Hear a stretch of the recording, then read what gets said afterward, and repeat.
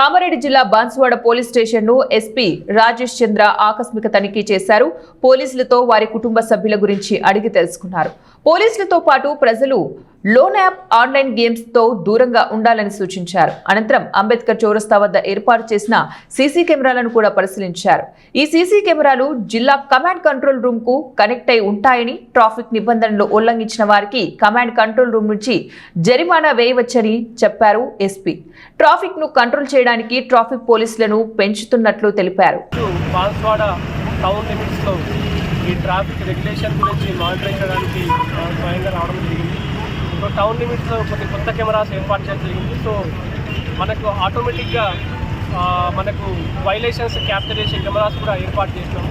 దాని ద్వారా ఆటోమేటికల్గా మన కంట్రోల్ రూమ్ నుంచి, కామారెడ్డి కంట్రోల్ రూమ్ నుంచి కూడా వైలేషన్ సిగ్నల్ జంపింగ్ కానీ, వితౌట్ హెల్మెట్ కానీ వాళ్ళకు మెసేజ్ చలాన్ జనరేట్ అవుతుంది. సెకండ్ థింగ్, ఇక్కడ ట్రాఫిక్ని మొత్తం రెగ్యులేట్ చేయడానికి కూడా ఒక యాక్షన్ ప్లాన్ వేసుకోవడం జరిగింది.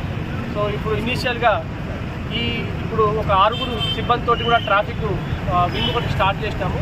By end of this year దాన్ని 12 మందికి ఇంక్రీజ్ చేసుకొని by end of this year proper regulated traffic అయ్యే విధంగా ఇన్క్లూడ్ చేస్తాము. సో యాజ్ ఆఫ్ నో ఇందులో work process start maybe by end of this month ఇక్కడ ఇంకొంత బులాట్స్ తోటి కూడా